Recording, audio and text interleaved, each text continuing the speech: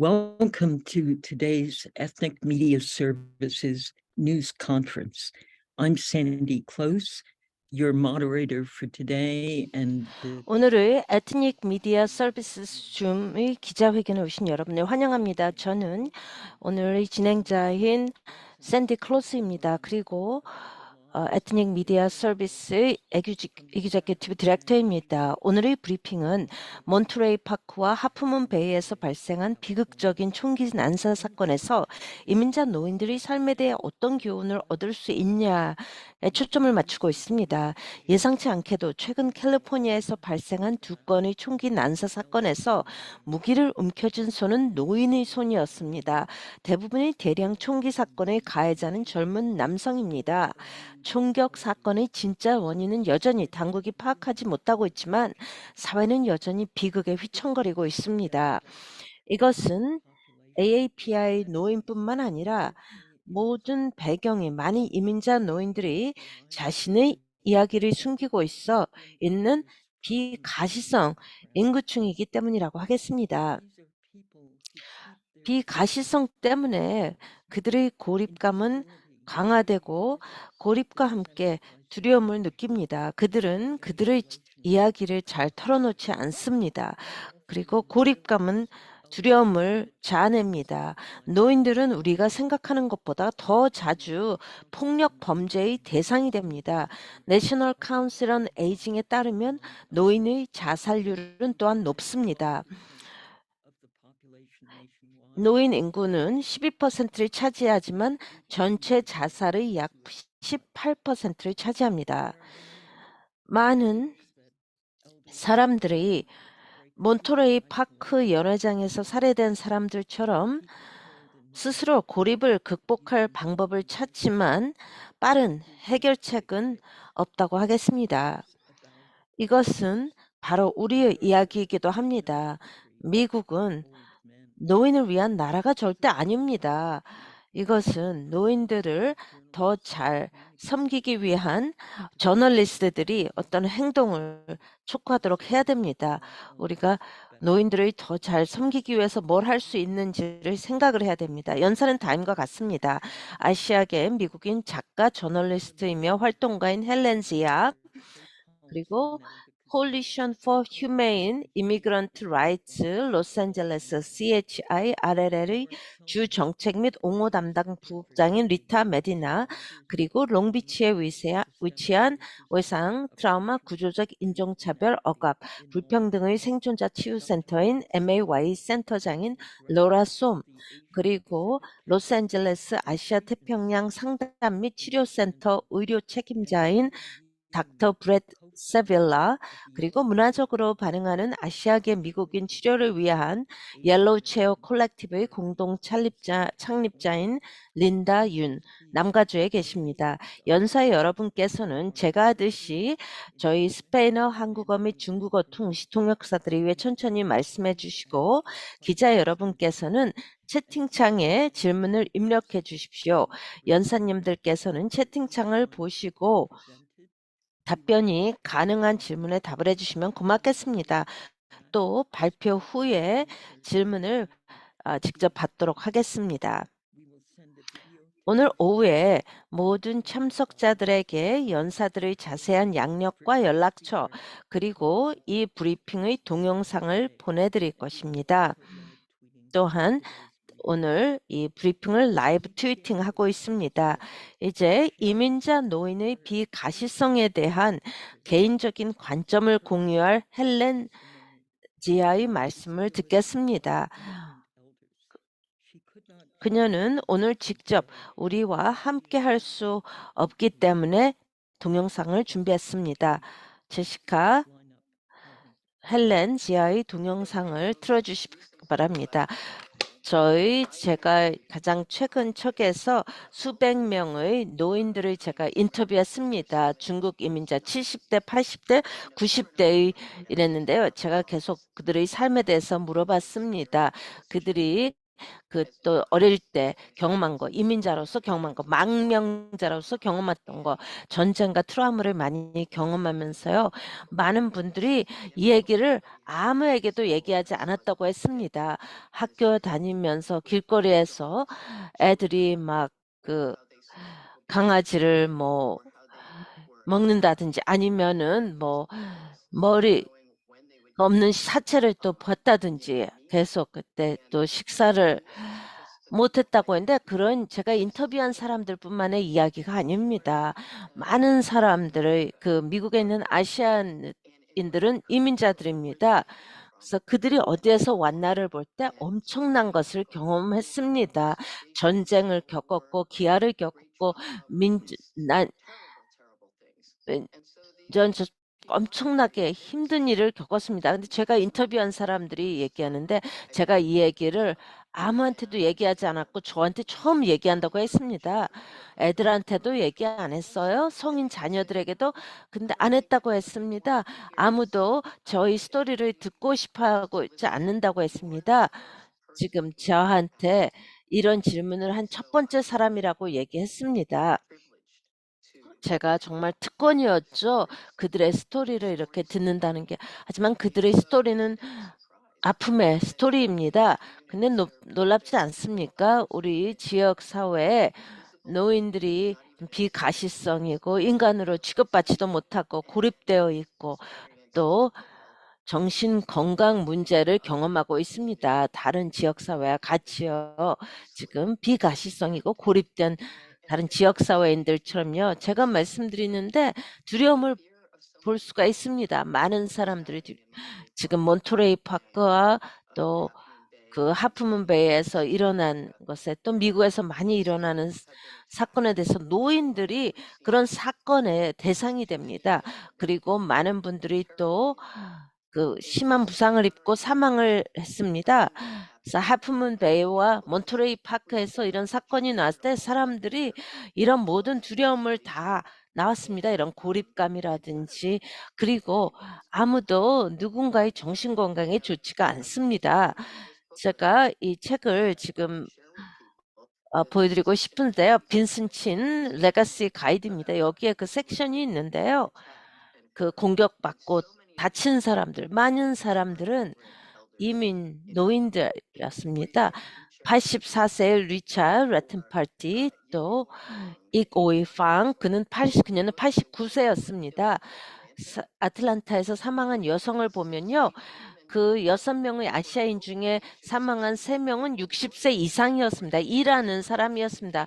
또 인디애나의 페덱스의 또 그 종교자도 60세 이상이었습니다. 그래서 많은 노인들이 아직도 일하고 있습니다.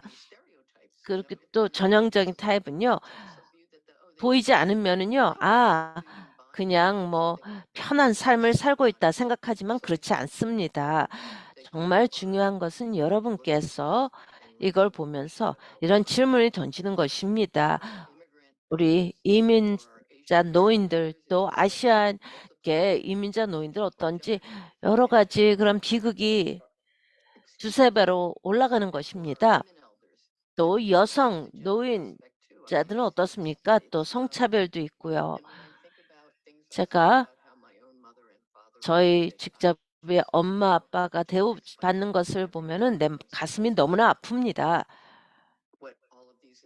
그리고 이런 사건이 또 저희 가슴을 너무나 아프게 합니다. 그리고 또 오늘 이런 주제를 다루게 되어서 정말 고마움을 표하고 싶습니다.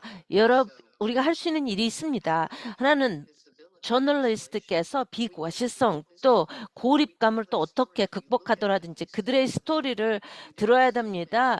우리가 어떤 것도 가정을 내려서는 안 됩니다. 억측해서도 안 됩니다.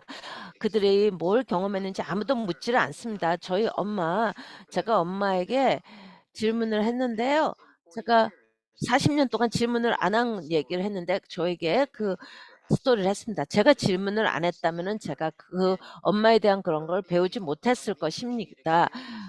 그가 얘기를 하면서 점점 더 이렇게 스트레스를 해소할 수 있었습니다. 그녀의 일부를 공유하기 때문에. 제가 인터뷰한 모든 사람들도 그럴 것 같습니다. 이 노인분들의 그들이 뭐 대량 총기 사건에서 살해되기 전에 알아야 됩니다. 그들에 대해서 또 고립을 깰 수 있어야 됩니다. 볼륨 댄싱을 춤을 추는 것을 배워야 됩니다. 이게 왜 지금 스토리가 됩니까? 저희 통증은요, 저희 아픔은요, 이게 더 커집니다. 왜냐하면은 그 피해자들의 직접 스토리를 들을 수가 없습니다. 가해자들 스토리를 못 씁니다. 왜 그렇게 하였는지, 또 가족들은 어떻습니까? 왜 그들이 뭐 농장에서 그렇게 일하고 있습니까? 70대가 70세 이상으로요. 그리고 정말 이렇게 트레일러에 살고 있습니다. 왜 우리가 그런 것에 대해서, 그런 분들에 대해서 모릅니까? 우리 지역 사회에서 진정으로 그들의 삶을 봐야 됩니다. 그들의 스토리를 전할 수 있어야 됩니다. 이게 쉽지 않다는 거는 압니다. 또 피해 가족들이 또 이런 비극의 순간에 대화를 나누고 싶지 않을 것입니다. 하지만 우리가 시도는 해야 됩니다. 그들의 이야기를 인간화하고 그들을 보이도록 만들어야 됩니다. 제가 빈슨친의 엄마가 정말 대단했는데요. 그런 비극에서도 사람들이 이렇게 알렸습니다. 또 에메틸도 그렇습니다. 에메틸의 엄마도 알렸습니다. 그래야만 사람들이 실제로 아주 중요한 사람들을, 지역사회의 중요한 사람들이 노인이고 또 사랑받는 것을 보고 알 수가 있습니다. 그들의 삶을 진정으로 볼 수가 있습니다. 그들에게 알리는 것입니다. 우리가 보고 있고 그들을 섬긴다는 것을 알려야 됩니다. 그들에게 우리가 지금 그들의 삶, 스토리는 전혀 무의미하다고 생각을 할 것입니다. 우리가 어떤 행동을 취해야 됩니다. 그걸 바꿀 수 있는 게 바로 그것밖에 없습니다. So, thank you. 대단히 감사합니다. 헬렌, 또 About 코멘트나 perspective 질문이 and 있습니까? 그렇다면은 그거를 with her. 공유를 할 것입니다. Second 입력해 주십시오. 우리가 다음 연사님에게 마이크를 넘기겠습니다. Coalition for Humane Immigrant Rights in Los Angeles, CHIRA에서 나오셨습니다. 리타, 이렇게 나와주셔서 감사합니다. 감사합니다, 샌디. 여러분, 저를 초대해 주신 분들께 감사드립니다. 저는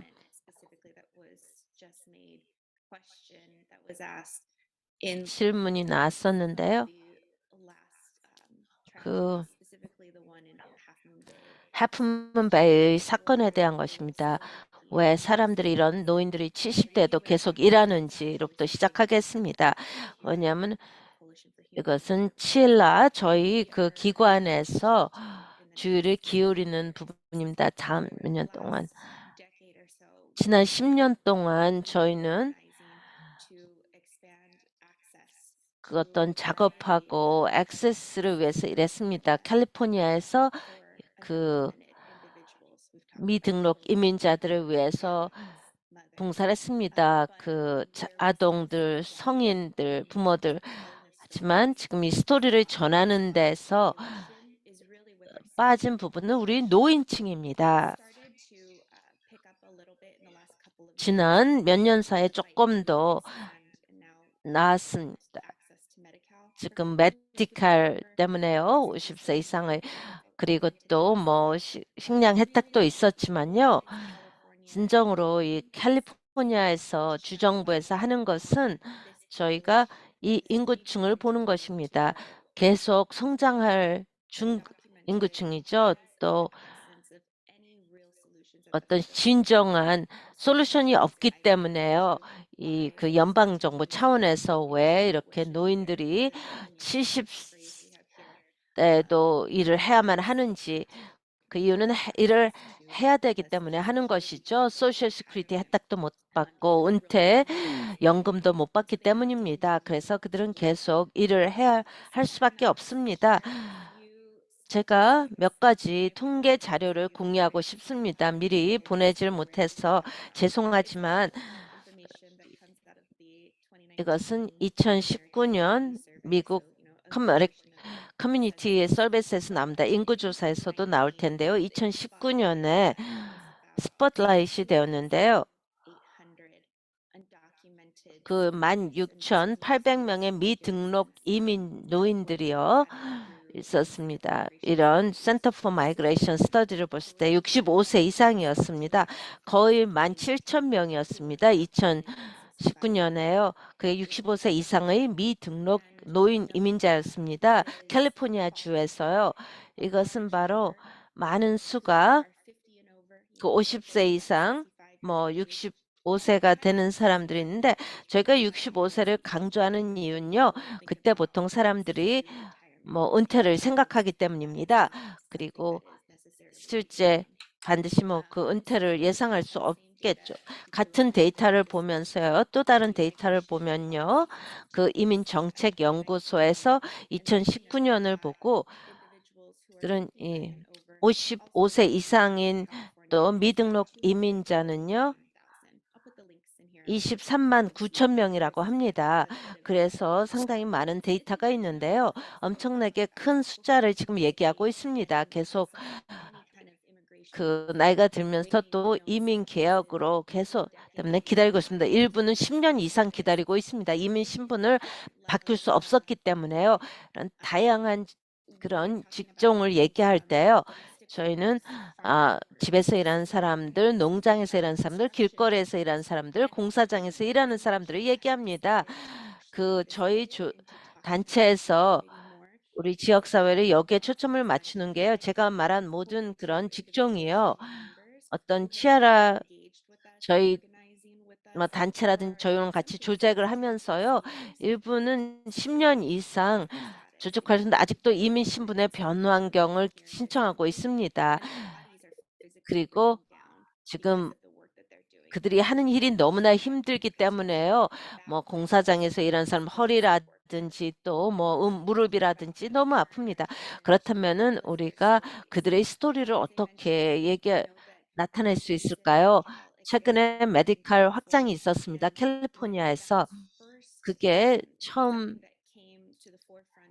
이게 정책으로 나왔을 때요. 대략 한 23만 명이요. 그 혜택을 받았습니다. 그리고 2022년 10월부로 저희가 그게 5만 명이 더 추가가 되었습니다. 그래서 니즈가 있습니다. 그 경우에는 메디컬 지원을 받을 건데 의료 지원을 받는 사람이요.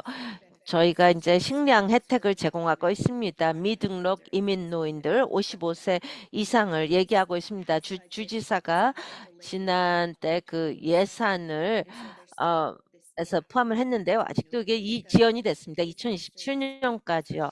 또 재해가 발생하면요. 또 기후 재해 최근에 있었죠. 저희 캘리포니아 주에서인 중앙계곡 농장에서 일하는 사람들은요. 일할 수가 없죠.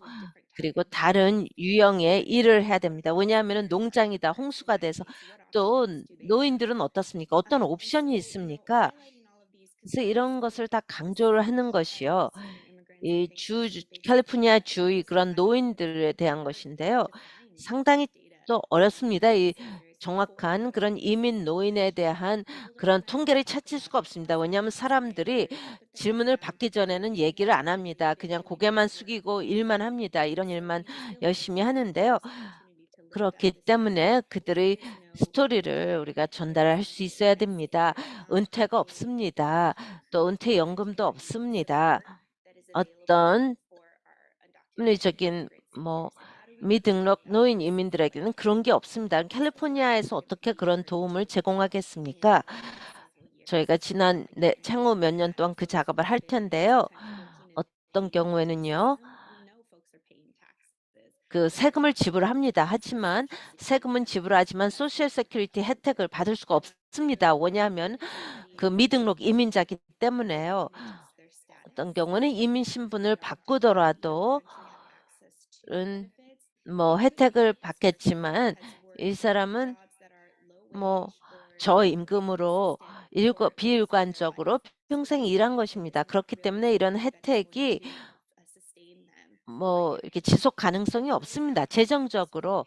그리고 이걸 전체 그림을 봐야 되는데요. 이러한 역사가 어떤지 미국에서, 그리고 또 그게 그들이 더 이상 일을 못할 때 어떨지를 봐야 됩니다.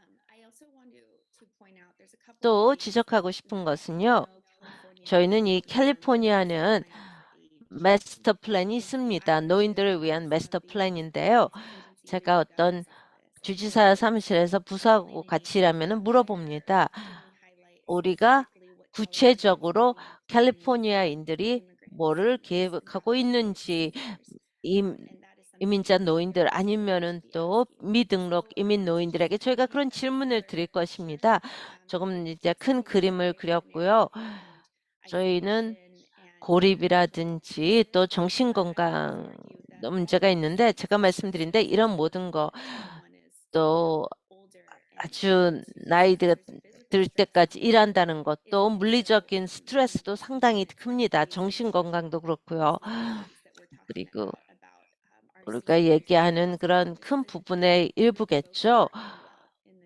또 지금 현재 우리의 도움이 필요한 사람들이 있습니다.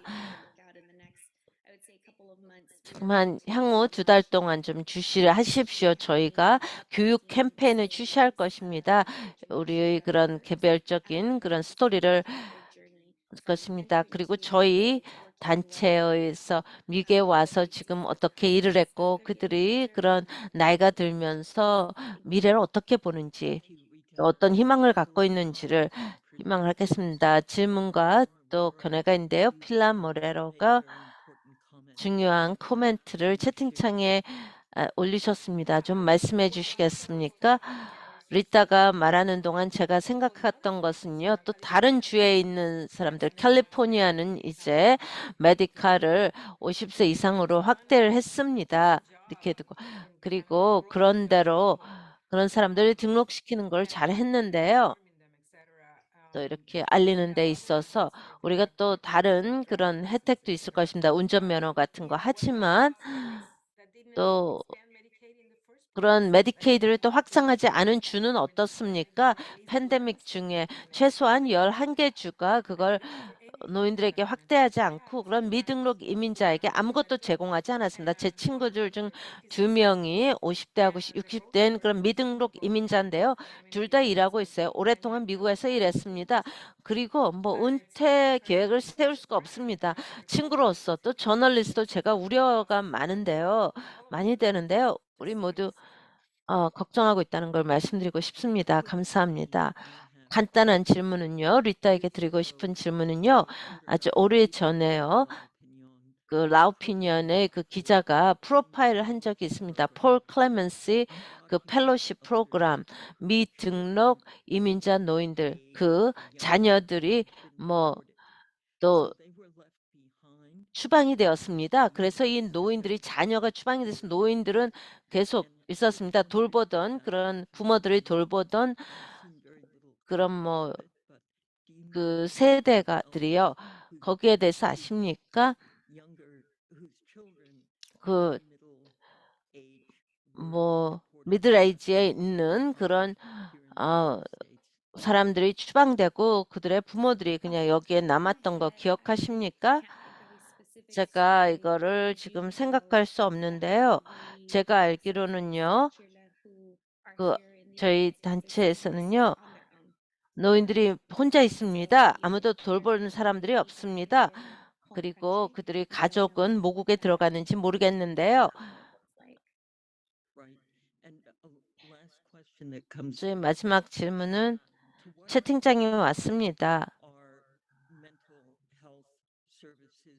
그 캘리포니아에서 언어적으로, 문화적으로 그 라틴계 노인들을 위한 정신건강센터가 혹시 있습니까?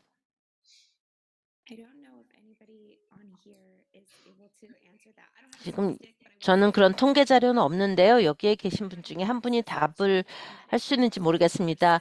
메디카를 받는 것이 첫 번째 단계고요. 그리고 또 정신건강 외에도 또 우리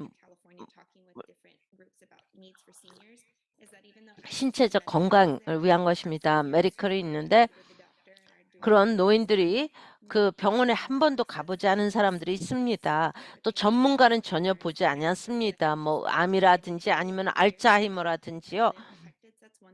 전혀 또 병원을 찾지 않은 사람들이 있고요. 그런 전문가들이 충분치가 않습니다. 제가 지금 좀 억측을 하지만요. 그 정신건강 공간에서 똑같은 것 같습니다. 일반적으로 정신건강에 도움을 받지 않는다는 것입니다. 그리고 또 문화적으로 친숙한 그런 또 치료사도 없습니다. 그게 그 노인분들이 더 많이 도움을 필요로 할 것이라 알고 있습니다. 계속 남아주시기 바랍니다. 또 끝에 질문이 있을 것입니다. 이제 제가 혹시 로라가 들어왔습니까? 로라 이렇게 와주셔서 감사합니다. 이제 로라 솜의 말씀을 듣도록 하겠습니다. 그녀는 그 창립자며 디렉터입니다. 마이 센터에서요. MAY 센터. 저희가 회의 시작 때 본인 여러분 소개를 했습니다. 그 경험, 전문성을 좀 공유해 주시기 바랍니다. 감사합니다. 샌디 에트닉 미디어에게 진심으로 감사드립니다. 이것은 저희 커뮤니티의 지역사회 상당히 중요한 주제입니다. 저는 그 캄보디아 중국이고요. 저는 캘리포니아 로스앤젤레스에 10살 때 왔습니다. 아주 많은 캄보디안 차이니즈들과 같이 왔습니다. 지금 현재 롱비치는요, 캄보디아 그 인구층이 가장 높습니다. 이 미국에서요, 많은 그런 그 대량 상당 중에 또 외상, 저를 포함해서 그 트라우마를 많이 겪고 있습니다. 저희 세대는 수십 년 동안 미국에서 이런 문제를 겪었는데 저는 1.5세에서 미국에서 자랐습니다. 그리고 노인과 또 지역사회의 정신건강이 계속 악화되는 것을 봤습니다. 전쟁 후에 그리고 또 이런 또 일반 주류 사회에서 그랬습니다. 이런 충격이란 또 일부는 또 아주 폭력, 또 분노, 우울에서 나오고 있습니다. 그리고 여기에 대해서 아동들을 보호하는 일이 별로 없었습니다. 제가 어릴 때요, 제가 공부만 열심히 하면은 제가 치유가 될 것이라고 생각했습니다. 그래서 치유 리소스를 제공할 수 있었습니다. 기재할 수 없기 때문입니다. 오늘 저는 메이 센터의 설립자며 이기저기 디렉터입니다. 트라우마 힐링 센터입니다. 이건 캄보디아 타운인 롱비치에 위치해 있고요. 메이 센터는 문화적으로 적절한 방법으로 정신건강 웰니스를 난민과 이민자들에게 제공합니다. 저희 배경은요, 생물화학이면서 전체입니다. 또 많은 사람들이 이걸 어려워짓습니다. 지금 몬트레이 파크라든지 그 멘토레이에서요. 그들의 두려움은 또 우리의 두려움입니다. 우리 지역사회는 지금 너무나 이 뉴스에 대해서 아주 슬픕니다. 하지만 우리는 깜짝 놀라지 않았습니다. 우리 지역사회에 제공된 것이 너무나 부족하기 때문에 뭐 놀란 것도 아니었습니다. 우리는 두려움 속에서 살고 있습니다. 우리가 안전한 공간을 떠나면서 집에서 지역사회를요. 그런 다음에 그냥 일반 대중에 나가면은 뭐 대량 상산의 그런 에피데믹을 경험한다는 것입니다. 그리고 또 우리 모두 너무나 힘들고 있습니다. 특히 또 피해자, 가해자들 가족 또 이런 치유의 시간입니다. 우리 모두 그냥 가해자만 비난하는 것은 너무나 쉽습니다.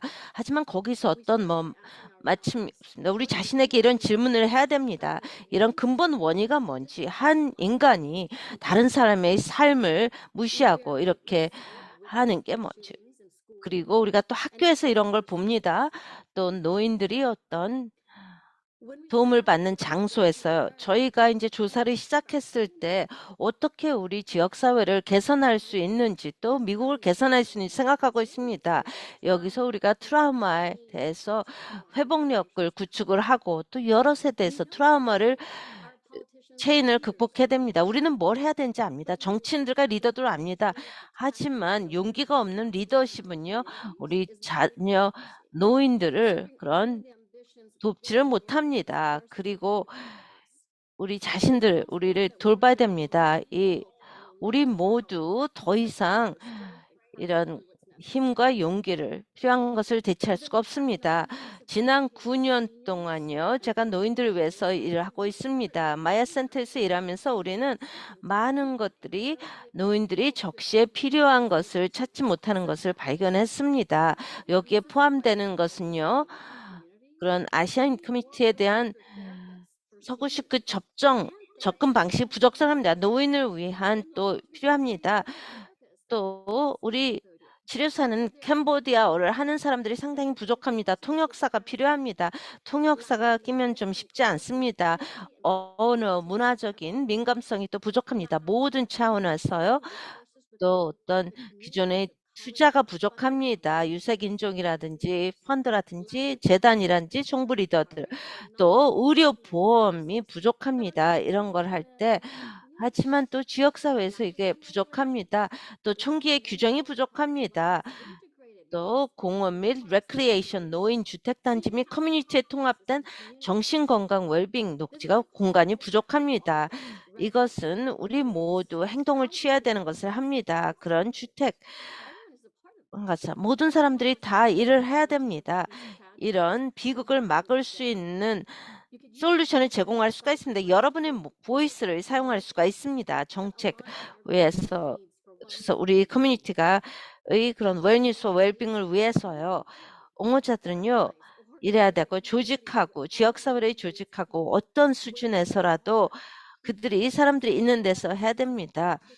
일단 그 리더라고 하는 사람들이 핑계를 받아들일 수가 없습니다. 지금 또 믿으셔야 됩니다. 저희가 마의 센터를 믿었을 때 아무도 저희를 도와주지 않았습니다. 우리에게 아무도 자금을 대주지 않았습니다. 저희는 아주 불쌍한 아시안 난민들이었습니다. 그리고 트라우마를 저희와 같이 가져왔습니다. 제가 10살짜리가 롱비치 길거리에 살았었는데요. 제가 찾으시는 걸 배웠습니다. 또 만화를 봤습니다. 캡 자막에 있는 말씀, 그래서 성장하고요. 번성했습니다. 4,000명 GPA로 롱비치에 있는 고등학교를 졸업했고 UC 리버사이드에서 그 생물화학을 전공을 했습니다. 그래서 저도 이렇게 했습니다. 가장 필요한 것을 저희 지역사회에서 파악을 해서 작업을 하십시오. 그 주변에 있는 사람들, 이런 이슈를 갖고 같이 일하는 사람들을 위해서 같이 일해야 됩니다. 그리고 또 힘의 구조가 어떻게 되는지를 배우고 여러분 자신이 배워야 됩니다. 그래서 뭘 해야 되는지, 어떻게 해야 되는지 알아야 됩니다. 또 여러분의 지역 리더들, 카운슬 회원들, 시장들, 또 뭐 하원의원, 또 여러 전국적인 리더들에게 이런 것을 투자하도록 얘기를 해야 됩니다. 그러면서 또 문화적으로 적절한 것을 제공을 했다. 언어적으로 적절해야 됩니다. 아시안 지역사회에서요.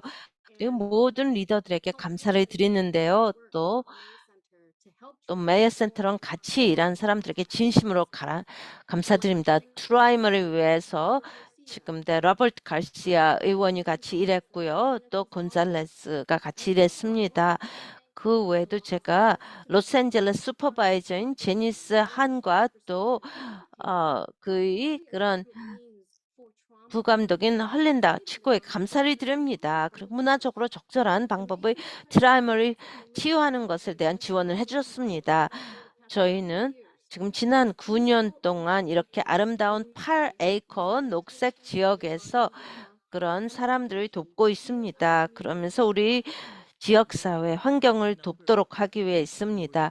지금 많은 질문이 있는데요. 시간이 많이 없습니다. 제가 지금 질문을 지금 몇 개 받겠습니까? 그리고 그 한 질문 중에 하나는요. 롱차오 칭이 질문입니다. 직접 해주시겠습니까? 롱샤오싱. 예, 잘 들으십니까? 예, 알겠습니다. 안녕하십니까? 지금 이렇게 훌륭한 발표 감사드립니다. 제 질문은요. 이런 대량 그 충격 사태인 게 발생은 하고요. 제가 아시아인 그 협력자들과 얘기했는데 그들은 이거에 대해서 언급하는 것을 좀 정신 건강에 대해서 언급하는 것을 좀 꺼려했습니다. 들은 아마 이게 스티그마를 제공할 것이다 했습니다. 그러면서 또 다른 스테레오타입을 가져올 거라고 예상을 했는데요. 그렇다면 어떻게 그 니즈를 균형을 맞추겠습니까? 더 많은 정신건강 서비스의 필요와 또한 어떤 이것에 대해서 스티그마가 되는 것을 막을 수 있겠습니까? 질문 감사합니다. 아주 훌륭한 질문이고요. 저도 항상 고려를 하는 질문입니다. 저희 지역사회와 같이 일할 때요. 저희가 하는 방법은 스티그마를 깨는 것입니다. 저희 센터는요. 우리는 실제로 그 롱비치에서 노인들이 그들의 트라우마를 활동으로 액티비즘으로 변형하고 있습니다. 2018년이어 같은데요. 마야센터의 노인들이 그 롱비치에서 이런 훈련을 받았습니다. 그리고 그 롱비치 차터를 헌장을 만들었습니다. 그래서 우리가 스티그마를 깼습니다. 우리 언어를 같은 얘기를 하지만 그들의 두려움을 극복했습니다. 트라우마를 극복했습니다. 그래서 모든 지역사회를 위해서 이렇게 조직을 짜고 있습니다. 그래서 스티그마가 있다는 물론 두려움도 있지만 항상 어떤 식으로 그렇다면은 그것을 우리가 오해를 깨냐 하는 것을 만드는 것입니다. 로라, 그 채팅창에 있는 질문을 좀 보시면서 답변을 하실 수 있다면 답변을 해주시기 바랍니다. 리타도 그렇게 해주시기 바랍니다. 지금 이렇게 와주셔서 너무나 고마운데요. 지금 또 이런 질문에 대한 답을 하는 게 중요합니다. 다음 연사님으로 마이크를 넘기겠습니다.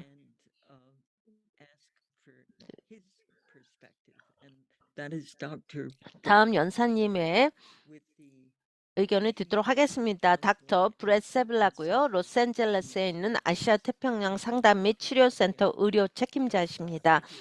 닥터 세벨라 감사합니다. 안녕하십니까? 저는 실제로 오늘은 아람브라에 있습니다. 저희 에이전스는요. 에피티프는 정신건강 그 이민자들을 위한 정신건강 비영리 단체입니다. 저희는 미국 LA 내에서 8개의 사이트가 있습니다. 그 중에 하나가 지금 이 두 번째 댄스 스튜디오에서 1마일 떨어진 지역에 위치해 있습니다. 70년대 중반에서 APTCP는요. 단순히 저희 진료소 치료만 제공하는 것이 아니라 위기에 대응을 했습니다. 아시안 지역사회의 문제를 봤는데 저희가 94년 노스비치 지진 후에 나갔고요. 한인타운에 갔습니다. 1992년에 4.19 사태 후에요. 그리고 또 사람들에게 또 반아시안계 또 증오 범죄에 대해서 대응을 했고요. 이제는 또 저희가 지금 몬터레이 파크의 비극에 대해서 또 대응을 하고 있습니다. 그때 구정 그 행사였는데요. 그래서 그 가해자는요, 다른 아시안 노인들을 겨냥한 노인이었습니다. 아시안 노인이었는데 어떻게 대응을 합니까? 가해자, 피해자, 정부 그런 지역사회의 일원인데요. 어떻게 또 슬퍼하는 사람 또 지금 또 피해자화가 되고요. 뭐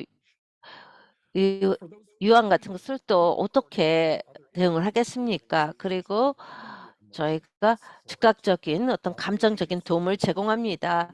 다음은요. 저희의 이중 언어를 하는 그런 사람들이 주변의 학교에 가서 학생들과 얘기를 하는 것입니다. 그들의 그런 감정에 대해서 힘든 사람 대부분은 뭐 그 주 끝에 했는데요. 트라우마는 좀 지연이 될 수도 있습니다. 바로 나타나지 않을 수가 있습니다. 그리고 또 물리적인 증상을 나타낼 수가 있습니다. 그래서 이런 비극의 그런 영향을 즉각적으로는 볼 수가 없습니다. 그리고 또 그들이 고통을 받더라도 우리를 찾지 않아서 못 볼 수도 있습니다. 저는 그 가해자를 이 충격 가해자를 제가 진단은 안 했기 때문에 모릅니다. 하지만 일반적으로 얘기할 때요. 그와 같은 지금 언론에서 다루었던 태도는요. 어떤 누가 음식에 뭐 독을 집는지 다른 사람들에게 거부를 당하고 무기를 숨기고 하는 그런 것이요. 또 또 심리학적인 질병입니다. 또 뭐 어떤 범죄자가 될 수가 있고요. 그럼 뭐 혹시 정신과 의사를 만났다고 뭐 또 그런 핵 사건을 막을 수 있었다고 보장은 할 수가 없습니다. 근데 72시간이 상당히 중요하다고 합니다. 그 자살 전에요. 그 남성의 역사는 제가 알 수가 없습니다. 하지만 베트남, 캄보디아, 라오스에서 온 사람들은 PTSD를 아직도 겪습니다. 전쟁이 끝난 지 40-50년이 지나서 그런 또 망명을 했더라도요. 많은 사람들이 아직도 공산주의자들이 미국에 오는 것을 두려워합니다. 그리고 또 공산주의를 상당히 강력합니다.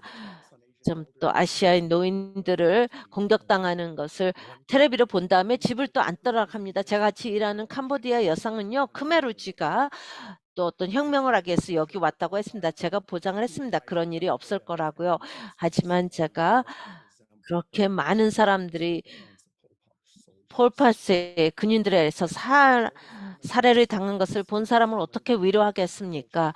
그리고 또 중국의 문화혁명은 어떻습니까? 또 한국전쟁, 그것이 수십 년 동안 힘들었습니다. 하지만 또 이런 트라우마에 노출되지 않은 노인들도 많은 스트레스를 받고 있습니다. 정신건강에 힘들죠. 그 영어를 못하는 사람들은 가족에 다 번역을 하고 통역을 하고 도움을 필요합니다. 수송편이 필요합니다. 손자, 손녀들과 또 사위와 또 며느리와 또 다시 소통을 할 수가 없습니다. 젊은 세대가 또 교육과 뭐 직장을 위해서 떠나면은 노인들은 완전히 그냥 고립이 된다는 것입니다. 도움이 또 부족한 상태입니다. 그리고 질병은 또 나이가 들면서 또 더 많이 나오겠죠. 또 가족이 사망하거나 또 이민 신분이라든지 또 전문적인 상태가 끝난다든지 이동성에 또 한계가 있습니다. 많은 분들은 또 병원에 찾을 수가 없습니다. 수송편이라든지 보험이라든지 재정적인 여력이 없어서 찾지를 못합니다. 이런 장벽이 정신건강에도 적용이 되죠. 또 그 외에도 또 스티그마가 있습니다. 정신병과 관련된 거요. 정신병과 관련된 것은 어떤 거라도 다 그냥 미쳤다라고 하는 것입니다. 그러면서 수치심을 느낍니다. 피해자뿐만이 아니라 가족 전체가 그렇습니다. 어떤 태도의 변경, 뭐 정신 치료할 때요. 가족들은 그 문제를 그냥 집에서만 다루려고 합니다. 그들이 힘들다면은 뭐 목사님이라든지 절에서 도움을 받고자 합니다. 그게 부족하다면요. 그냥 일반 내과 의사가 봤는데 그들은요. 그런 정신과 질환을 잘 모릅니다. 그건 신체 질환과 좀 다를 수 없고요. 그리고 그리고 그 내과 의사도 정신질환에 대한 또 어떤 오해가 있을 수가 있습니다. 그들이 어떤 정신과 의사를 보게 된다면요. 그분은 이미 심각한 질병을 받았고요. 미쳤다고 사람들이 생각하는 것에 대해서 분노를 합니다. 약을 또 듣지 않고요. 일관성 있게 듣지 않을 것입니다. 왜냐하면 또 서양 약은 너무나 강하거나 또 정신병을 가져온다고 합니다. 또 정신치료도 별로 친숙하지가 않습니다. 거기에 대해서 개인적인 문제를 또 가족이 왜 이 사람에게 얘기하는 것을 거리낍니다. 우리 단체는 이런 것을 봤고요. 우리 사무실이 사무소가 그런 학교에 있고요. 아니면 또 그 모국어로 제공을 합니다. 가족들에게 또 실질적인 도움을 제공하도록 하고요. 또 어떤 또 보호 프로그램이 있습니다. 그리고 우리가 교육과 또 예방 프로그램을 제공을 합니다. 그러면서 어떤 이런 문제의 원인이 무엇인지를 또 파악을 하고 문화적으로 존중하는 방법으로 해결책을 찾습니다. 그리고 또 많은 소개가 지금 구전으로 오는데요. 그걸 통해서 지역사회에 있는 사람들이 우리 서비스에 대해서 지금 또 다른 사람과 얘기를 한다는 것입니다. 그들의 정신질환과 관해서 도움이 어떻게 되었는지 그게 바로 우리가 어떤 진전이 있다는 것을 알리는 것입니다. 인지도를 높이고 스티그마를 줄이면서 희망을 또 높이고 있습니다. 저희가 그런 비극 상태에서 그 일을 하고 있습니다. 세비야 박사님 감사합니다. 2개의 질문이 있는데요. 시간이 많이 없어서요. 아주 중요하고 복잡한 이슈라고 하겠습니다. 하나는 오한이 질문한 것인데요. 제가 직접 질문을 드리겠습니다. 시간이 없기 때문에 좀 요약을 하겠습니다. 그 만나는 그런 환자들, 그 이민자 노인들이 그 자녀가 그 젊은 친척들이 자원이 없어서 그들을 그 돕지 못하는 경우가 얼마나 되는지요. 저소득이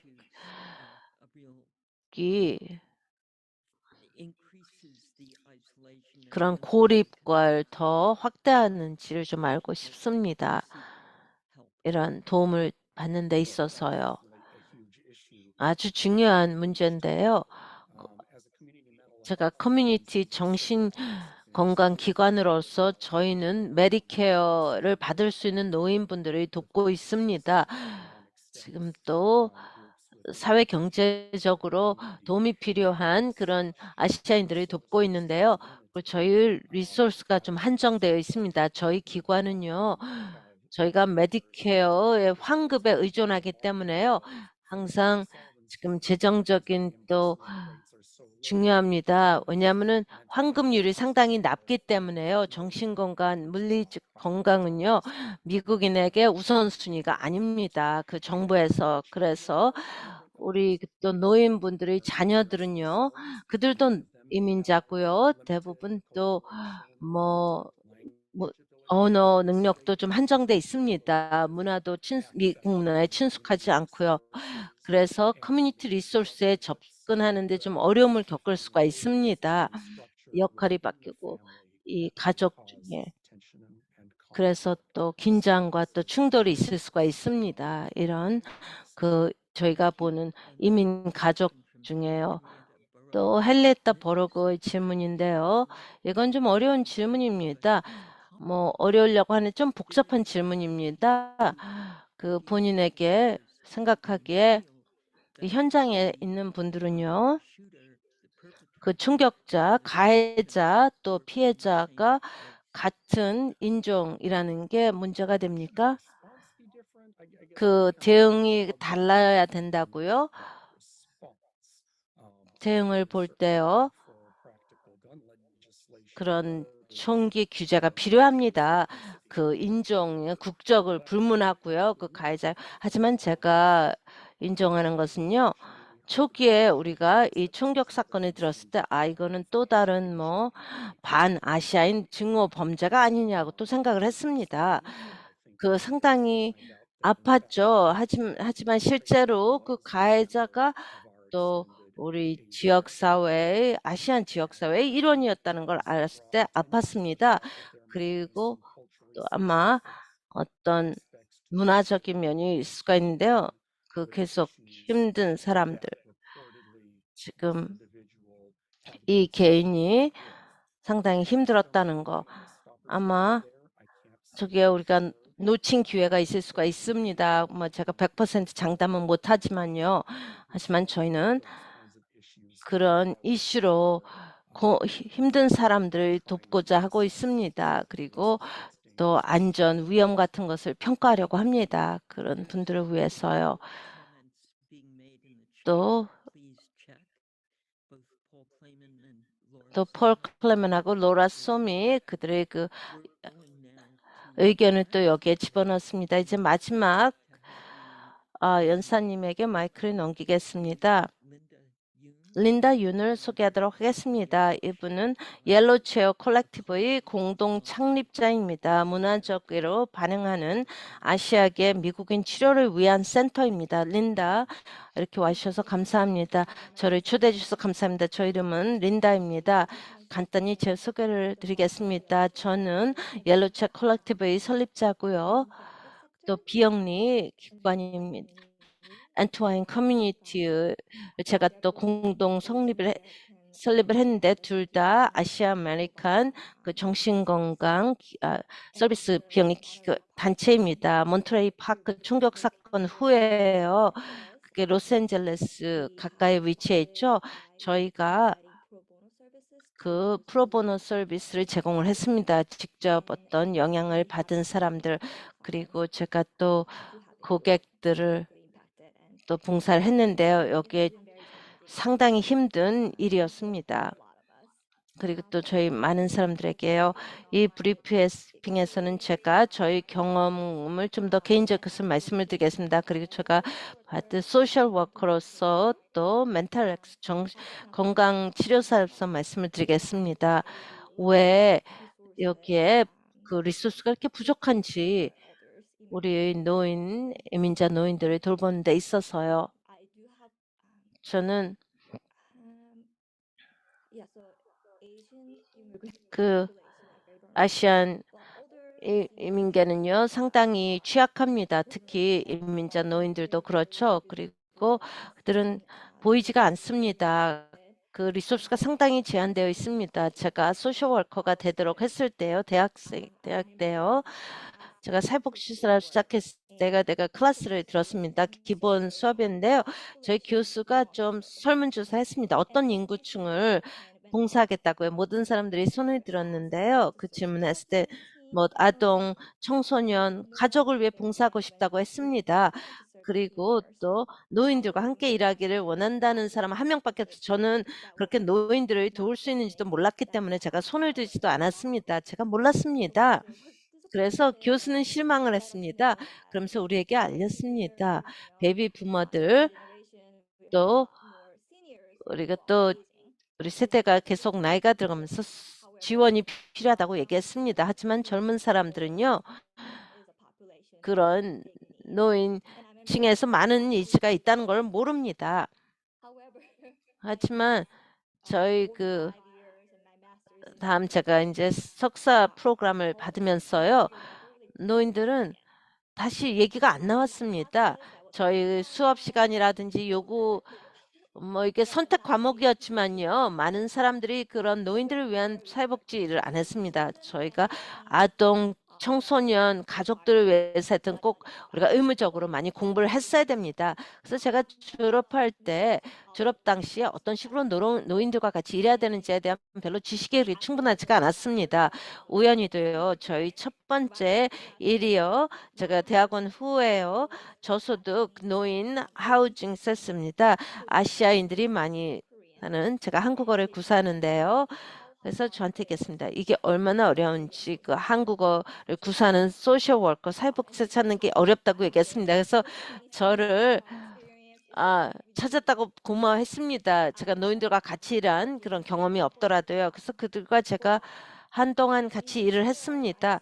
거기서 제가 한 500명의 그 거주자가 한 90%가 거의 아시아인들이었습니다. 아시아 노인들이었고요. 다양한 언어를 구사했는데 그 당시에는 한국어를 구사하는 노인들이 많았습니다. 이 저소득 노인 주택에서는요.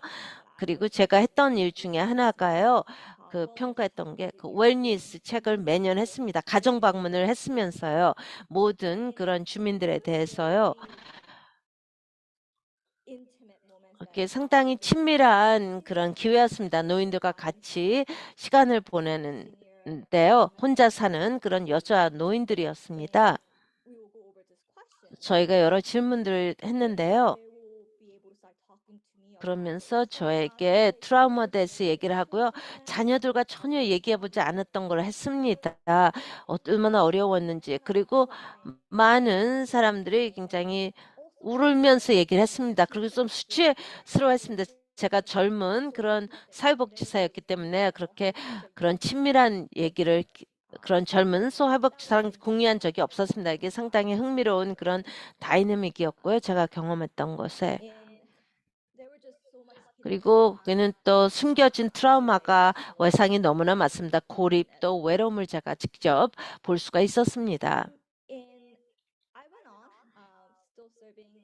제가 또 다른 이민 지역자들을 돌봤는데요. 이 다양한 그 책임으로 외로움, 고립이 많이 나왔습니다. 이미 제가 나왔는데 언어적인 문제 또 문화 또 세대 간의 그런 충돌도 많이 있었습니다. 특히 자녀들과 또 손자, 수녀들은 미국에서 태어났어요. 사고가 달렸죠. 같은 언어를 구사하지 않고요. 그게 상당히 큰 우려였습니다. 그런 게 많이 나왔고요. 하지만 또 저는요, 많은 사회복지사로서 어려운 점이 있었습니다. 다른 또 그 사회복지사들도 같이 불만을 했는데 리소스가 너무나 부족하다는 것입니다. 이런 노인분들을 위한 리소스가 제가 제 서비스를 좀 더 아동과 가족들을 위해서 했을 때 정말 놀랐습니다.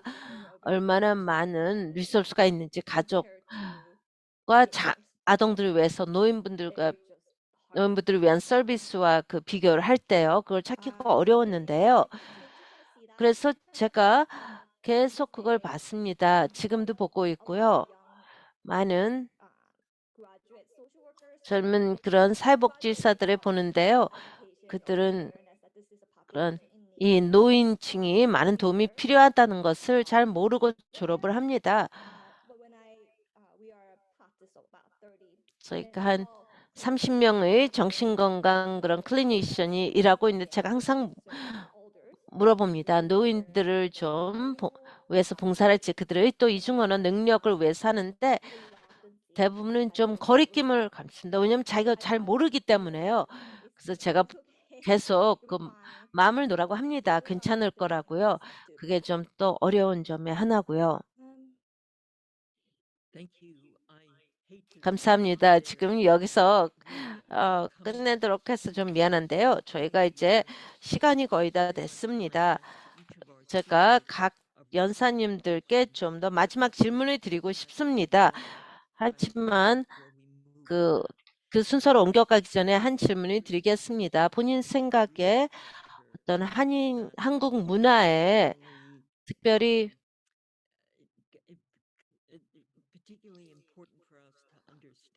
저희가 꼭 이해하면 중요한 게 있습니까? 왜 한국 노인들이 그런 그들의 감정적인 문제를 그 외로움을 또 젊은 사람들과 아니면 또 가족이 아닌 사람들과 공유하기가 어려운지요. 일반적으로 한국 문화뿐만이 아니라 아시아 문화에 공통된 것 같습니다. 이 그런 노인들을 존중해야 된다는 거 있고요. 노인들은 항상 그 단단한 어떤 책임감을 가진 사람들입니다. 그리고 또 어떤 체면을 또 항상 들어갑니다. 그래서 어려운 거고요. 그들이 그런 것을 자유롭게 생각하지 않은 것입니다. 왜냐하면 감정은 취약성을 가져오고요. 어떤 또 안전하지 않다고 생각을 합니다. 그런 감정적으로 그걸 지금 부모가 본인의 또 일을 이해하는 걸 어려워한다고 했습니다. 그게 또 기자들이 질문할 때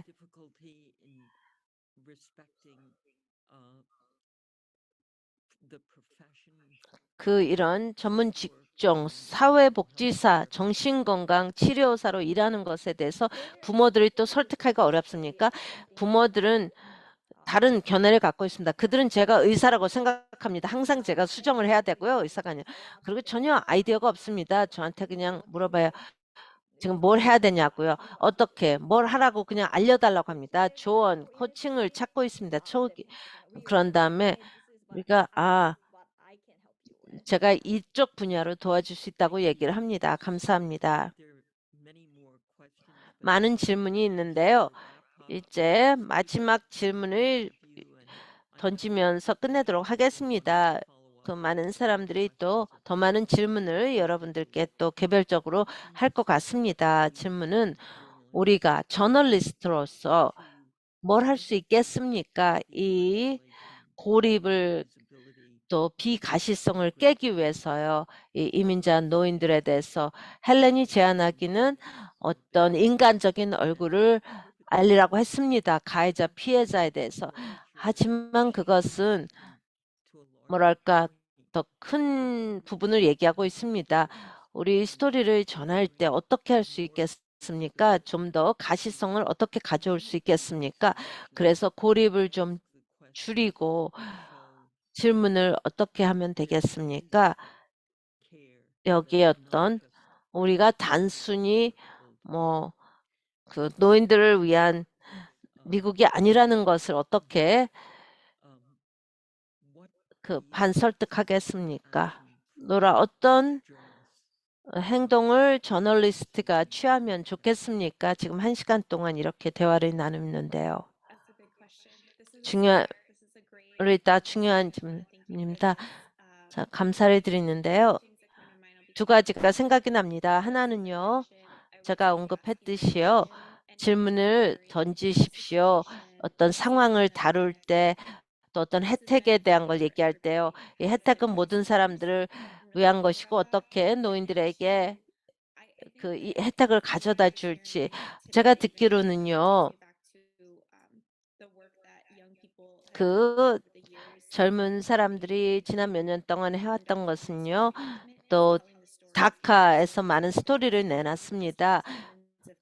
지금 위기가 발생할 때만이 아니라 그런 플랫폼을 내는 것입니다. 이 노인들에게 제 질문을 하는 것입니다. 40년 동안 아무도 그들에게 질문을 던지지 않았을 수가 있습니다.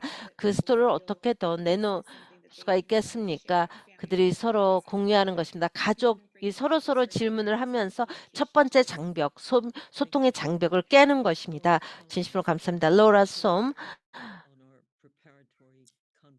지금 우리 대화를 나눴을 때 어떤 어프로치를 말씀하셨습니다. 사람들이 어떻게 이런 액티비즘, 활동주의가 이렇게 또 트라우마를 극복하는 거라고 말씀하셨는데요. 저널리스트들이 인사이트의 중요성을 강조하기 위해서 뭘 할 수 있겠습니까? 샌디, 감사합니다. 아주 중요한 질문인데요. 저널리스트로서 중요한 안목을 공유할 수가 있습니다. 이 지역사회와 같이요. 스토리는 치유의 힘이 있어야 됩니다. 영감을 줘야 됩니다. 잘못된 생각을 고칠 수 있어야 됩니다. 스토리는.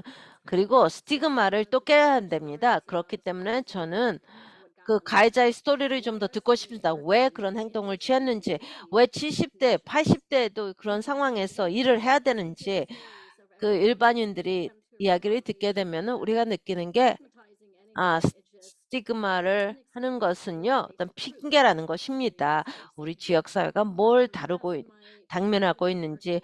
저 경험은요, 롱비치에서 지금 9년간 일을 하고 있는데요. 저는 롱비치 포스트하고 있습니다. 여기서는 이민자들 잘 다루고 있습니다. 롱비치에 있는 이민자들. 그들이 스티그마를 깨는 작업을 하고 있고요. 그런 또 캄보디아인들을 좀 더 잘하고 있습니다. 지금은 다양한 것을 다루고 있는데 제리 맨더링을 또 막는 것을 노인분들이 한 일을 다뤘습니다. 그래서 저널리스트들이 해야 할 중요한 일이 많이 있습니다. 그런 스토리를 담는 것이 중요합니다.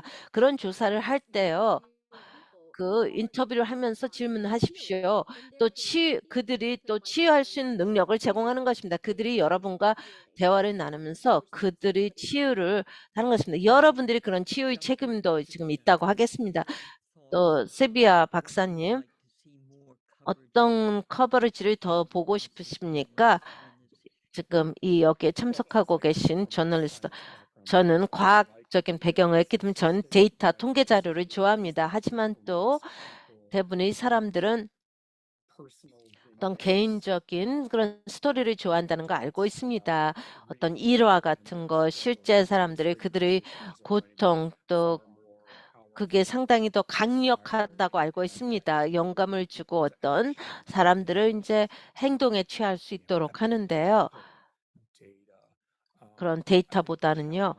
그런데 어려운 점은요. 지금 이 정신 건강에 대한 스티그마 때문에 그런 것을 좀 그들의 어려운 점을 이렇게 힘든 삶을 노출하기 쉽지 않을 것입니다. 또 특히 기자들에게 공유하기가 그건 개인적인 이슈뿐만이 아닙니다. 지역 사회의 많은 사람들은 또 그런 정신 건강 문제가 있는 것조차 부인하는 게 있습니다. 왜냐하면 이게 수치스러운 거라고 생각하기 때문에. 그렇다면은 커뮤니티가 더 안 좋게 보인다고 하기 때문에요. 이게 힘든 좀 문제라는 걸 알고 있습니다. 이런 스토리를 내는데. 하지만 영감을 줄 수 있는 스토리를 다루도록 요청을 합니다. 린다, 마지막 말씀해 주십시오. 린다윤. 지금 언론에서 어떤 내용이 다루어지기를 더 기대하십니까? 다른 연사님들이 훌륭한 말씀 많이 해주셨는데요. 저에게는요, 제가 특히 관심 있는 것은 세대 간의 대화입니다. 제가 아까 잠깐 저희 스토리를 말씀했듯이요, 세대 간의 격차가 상당히 심각합니다. 특히 또 아시안 중에 우리는 항상 노인들을 돌본다는 거. 하지만 그런 문화가 지금 사라지고 있습니다. 제가 보고 싶은 것은 우리가 지금 서로 세대 간에 어떻게 서로 격차를 줄이는지를 제가 좀 듣고 싶습니다. 보고 싶습니다. 여러분 모두 아주 훌륭한 정보를 제공해 주셨습니다. 그리고 우리 자신을 보면서 이 사회를 보면서 이런 그런 비가시성을 주는 느낌이 어떻게 나오는지, 그리고 또 이 고립감에 대해서, 또 외로움에 대해서 지금 얘기를 하셨습니다. 노인분들에 대해서 또 헬렌이 얘기했듯이요. 이게 또 이민자 노인들은 더 힘듭니다. 지금 이 비극 때문에 이렇게 그들에게 이제 스포트라이트가 갔는데요. 이런 문제에 대해서 여러분들은 많은 도움을 주셨습니다. 조금 더 깊이 있게 주제를 보는데 도움을 주셨습니다. 연사님 모두에게 진심으로 감사를 드립니다. 대단히 감사합니다. 또 참석해 주신 기자 여러분, 통역사님들에게 또 감사를 드립니다. 이런 플랫폼을 제공해 주신 데 대해서 감사드립니다. 또 이제 끝내겠습니다.